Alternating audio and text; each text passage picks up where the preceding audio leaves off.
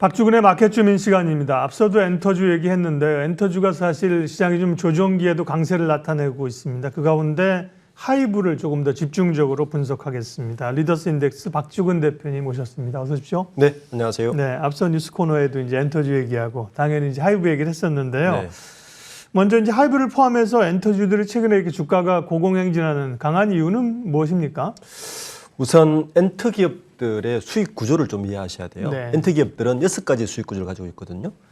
앨범은 당연하고 예. 공연 이 두 개를 합쳐서 우리는 레이블이라고 네. 이야기를 하죠. 그리고 레이블 매출이 전체적으로 이제 가장 많은 비율을 차지하고 그 다음이 광고, 라이선싱, 컨텐츠, 팬클럽 이렇게 구성되어 있거든요. 네.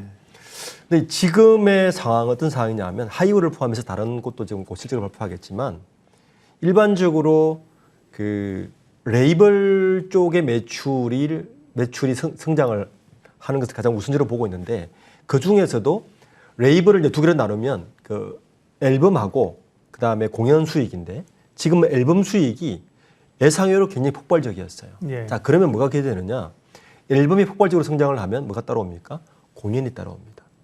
그러니까 앨범 성장 자체가 추가적인 수익 개선으로 이어지는 선순환 구조를 가지고 있기 때문에 특히 엔데믹과 맞물리면서 이 공연 수익에 대한 기대치가 이미 많이 반영되고 있고 실질적으로 이 하이브의 1분기 매출 구조를 보면 그 앨범 판매 자체가 4배가 늘는 게 가장 그 큰 몫을 차지하고 있거든요. 네. 그 앨범 판매가 이렇게 늘었다는 것은 후행적인 수익성 지표도 좋아질 것이라는 게 이미 시장에서 반영되고 있는 것 같습니다. 1분기 실적이 생각보다 좋게 나왔습니다. BTS의 공백기를 이제 동생 그룹들이 다 메워주고 있다는 얘기인데 실적 성장세가 2분기, 3, 4분기에도 이어질까가 이제 궁금한 거죠. 그렇죠. 그 작년 이맘때 뉴스들을 네. 쭉 한번 리뷰를 해보면 다들 걱정을 했습니다. 하이브를. 걱정했죠. 예. 군대 가면 어떡하지? 뭐 이거 예. 실제 군대를 갔죠 원래. 네, 워낙 갔는데 BTS의 또 사실 매출 비중이 컸었잖아요. 너무 커서 예. 이걸 어떻게 방어할 수 있을까라고 네. 했는데 역시 박지원 CEO가 전략을 잘 짠 것 같습니다. 네. 그러니까 멀티레이블 전략을 그때부터 시동을 걸었었고 네. 이걸 방어하기 위해서 그것이 이미 1분기 실적부터 먹혀들기 시작했다 이렇게 보고 볼 수 있는 건데 특히 이제 앨범 판매량이 915만 장이 되면서 이 실적을 견인을 했는데 2분기에는 이 방금도 말씀드렸듯이 이 앨범 판매량이 다른 매출로 이어지는 선순환 구조를 갈 수 있어서 2분기도 많은 그 정권사에서는 2분기도 실적이 나쁘지 않을 것 같다라고 지금 계속 예상을 하고 있는 게 바로 그 이유 때문이고 또 네. 하나는 지금 그 위에 그러니까 BTS의 개인 주자 외에도 뭐 세븐틴이라든지 투모로우바이게라든지 기타 멀티 레이블들의 그 성장세가 꽤 나쁘지가 않아요. 네. 거기에다가 5월달에 또 신규 또 그룹이 하나 론칭하는 대기하고 있어서 이런 것들이 계속적으로 호재를 작용하고 있어서 2분기까지는 실적 전망을 계속 좋게 보고 있는 것 같습니다. 네. 그러면 이렇게 그룹 가운데는 2분기에 주목할 그룹들은 어떤 그룹들입니까? 네. 우선 BTS의 개인 멤버들이죠. 네네. 뭐 슈가라든지 진이라든지에 대한 판매량은 이미 입증이 된 것 같고 그 외에도 세븐틴 10집 앨범도 선중문량만 464만 장입니다. 네. 그러니까 이게 발매 첫 달에 400만 장 팔았거든요. 초동 판매량이 455만 장을 기록했으니까 이것도 BTS의 뭐 슈가라든지 뭐 지민 이상을 좀 가고 있는 것 같고 세라핌도 5월 1일 날 발매한 첫 전주문이 138만 장을 기록했습니다. 이게 그 슈가하고 진이 기록한 게 135만 장 정도 되니까 이게 핫백에서 1위 한 정도의 판매량을 돌파하고 있으니까 이것도 만만치 않고요. 신규 보이스그룹 브이넥스토어도 30일 데뷔 예정이라서 이러한 호재들이 계속 하이브의 주가를 지금 계속 밑에서 떠받치고 있는 것 같습니다. 네. 앨범 판매가 기본적으로 잘 되고 있다고 하셨고 앨범 판매가 잘 되면 공연이 뒤따른다. 그렇죠. 그 말씀하신 BTS 슈가가 미국에서 공연 얼마 전에 했던 거 네. 했죠? 얼마 전에. 예. 지난 것 같고 또 그러면 이제 하이브 아티스트들의 공연 계획은 어떻게 잡혀 있습니까? 네. 우선 TXT 슈가 이제 통해서 이제 네. 지금 그 공연을 계속 잡혀 있는데 그 외에도 지금 2분기에는 지금 일반 판매량이 높았던 그룹 순으로 지금 계속 공인을 잡혀 있거든요.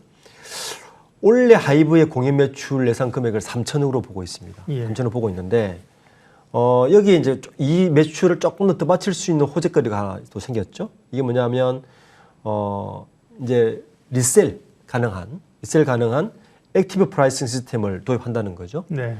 이게 지금까지는 우리가 당근마켓 같은 데 가면 그 공연 티켓을 구입 못한 사람들은 비싸게 사지 않았습니까? 네, 암암리에서 네. 당근마켓에서 이거를 공식화한다는 공식한다는 건가요? 거죠. 예. 그러니까 한 10% 정도를 남깁니다.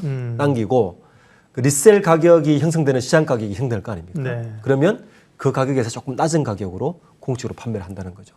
이렇게 되면 추가 매출도 발생을 해서 2차 판매의 추가 매출도 가능해서 올해 공인 매출은 아마 저 이상으로 상회하지 않을까라는 게 지금 예측입니다. 네. 그리고 또 시장에서 주목하는 게 위버스라는 플랫폼인데요. 사실 SM이 가지고 있는 그 DOU가 먼저 그런 팬 플랫폼을 한 건데요. SM의 아티스트들도 이제 위버스로 들어가고 위버스에 대한 기대감이 큰 것 같습니다. 어느 정도 시너지가 있을까요? 이게 이제 그 빅히 터질 때 BTS 네. 한참 유행할 때 우리가 그 군단들 얘기했지 않습니까? 네. BTS를 따르는 이제 그걸 기반으로 플랫폼 비즈니스를 좀 하고 시작했는데 BTS가 사라지면 그 플랫폼도 사라지지 않을까라는 우리가 많았는데 그거를 아예 공식화시켜서 위버스를 만든 거죠. 현재까지 1분기까지 지금 월간 활성 이용자 수가 936만 명입니다. 정권가에서는 이 자체가 이걸 이제 지금 무료입니다. 이게 유료화 시켰을 때 어디까지 갈 것인가에 대해서 주목하고 있는데 지금 정권가에서는 한 100만 명 정도를 그래도 유료화를 가지 않을까라고 네. 지금 보고 있고요. 현재 위버스는 작년에 15억 적자 봤습니다. 왜냐하면 당연하죠. 이게 유료화도 하지 않았고 수익화 자체를 아직 하지 않았어요. 그래서 위버스 입장에서는 공식적인 수익화는 내년부터 될 것이다라고 지금 이야기를 하고 있거든요. 그렇다면 새 수익 모델인 플랫폼의 활성화가 내년부터 되면 사실 이것도 올 하반기에는 주가에 반영될 가능성이 지금 높다고 봅니다. 그러니까 총 활성자 이용자 수가 올해 안에 1,000만 명 이상 간다고 보고요. 그중에 유료화로 전환했을 때도 한 100만 명 이상으로 가면 그건 바로 수익화로 연결되기 때문에 여기에 대한 수익화는 아직까지 주가에 반영도 안 된 상태이기 때문에 이에 대한 수익화도 현재 그 엔터주를 바라보시는 분들은 조금 고려해 볼 만한 중요한 팩터다 이렇게 볼 수 있을 것 같습니다. 얼마 전에 공정위에서 대기업 기업 집단 지정이 있었는데요. 하이브가 들어갈동 말동 자산 기준을 하다가 안 들어갔습니다. 근데 여기는 뭐 안 들어가서 섭섭하다가 아니라 대기업 기업 집단에 이제 들어가게 되면 뭐 책임과 기준이나 규제가 강화되는 거 아닌가요? 그렇죠. 예. 우리나라 중견기업들이 피트팬 증후군이 있죠. 네. 예, 5조 원 넘으면 공정거래위원회 대기업 집단을 네. 들어가면 여러 가지 규제를 받죠. 내부 의료부터 여러 가지 뭐 총수 규제를 받으니까 네. 오히려 안 들어가기를 바라는데 작년 기준으로 그 하이버의 자산 총액이 4조 8천억이었습니다. 네. 만약에 하이버가 SM엔트를 인수했다. 그럼 바로 들어갔죠. 네, 그렇게 2천억, 지금 1,900 부족하지 않습니까? 네. 하이버가 이렇게 들어간 가장 큰 이유는 3년 전은 2020년도에 그 상장을 통해서 실탄을 되게 많이 마련했어요. 이게 이제 자산화로 다 바뀌었거든요. 그래서 이게 보시면 2020년에 2조 정도였는데 작년에 4조 8천억 2배 이상 늘었습니다. 자산. 그래서 그 지금 대기업 집단으로 들어갈 뻔했는데 안 들어갔죠. 말씀하신 것처럼 오히려 아마 안 들어가기를 바랄 수도 있을 겁니다. 예. 근데 이제 변수가 하나 있긴 있어요. 이게 이제 자산 규모 5조 원 이상을 공정거래위원회에 대기업 집단으로 넣자는 얘기가 한 15년 전 이야기예요. 그때 우리나라의 GDP 상황이나 경제 규모 상황에서 그때는 5조 원이었는데 지금 공정거래위원회에서 만지작거리고 있는 법안이 9월 달에 이거 좀 상향 조정해야 되지 않느냐 이야기가 많이 나와요. 그러면 이제 안 들어갈 수도 있네요. 예. 또. 이번에 에코프로브의 구로급도 이번에 들어갔거든요. 네, 5조 원 때문에. 그러면 이제 오히려 그게 약간 상향되면 안 들어갈 수도 있다는 입장도 있어서 예. 이거는 좀 지켜봐야 될 문제인 것 같습니다. 네. 자, 하이브 주가 얘기를 하겠습니다. 단기적으로는 사실 많이 올랐어요. 네. 네. 어떻게 보세요? 2분기까지는 이어질 거라는 전망이 좀 우세한 것 같습니다. 우선 뭐 1분기의 음반 판매량 실적이 2분기에는 약간 떨어지더라도 2분기 지금 음반 판매량 지금 예상이 1분기보다는 한 14% 떨어진 824만 장을 예상하고 있거든요. 공연 대신에 우리가 예측했던 대로 음반 판매량이 전분기에 늘면 뭐가 늘어난다? 공인이 늘어납니다. 공인 매출은 138% 정도 증가할 것으로 보고 있습니다. 그래서 분기 최대 매출을 2분기에 좀 가져가지 않을까. 영업이익도 그만큼 올라갈 거라 예상되고 있어서 2분기까지는 이 호실적이 이어질 것 같아서 주가 전망은 역시 엔터 전체가 밝다. 그리고 5월 달이 우리가 뭐 메이앤셀이라고 이야기하지 않습니까? 네, 여러 가지 셀메이, 올해 8월. 셀메이라고 이야기하는데 그 중에서 유일하게 괜찮은 업종 자체 하나가 또 엔터주 전체 그 섹터 쪽이라서 네. 이것도 조금 감안해서 볼 필요가 있지 않나라는 생각이 듭니다. 네, 오늘 마켓 주민에서는 엔터주 가운데 하이브를 집중적으로 분석했습니다. 리더스 인덱스 박주근 대표님 함께했습니다. 고맙습니다. 네, 감사합니다.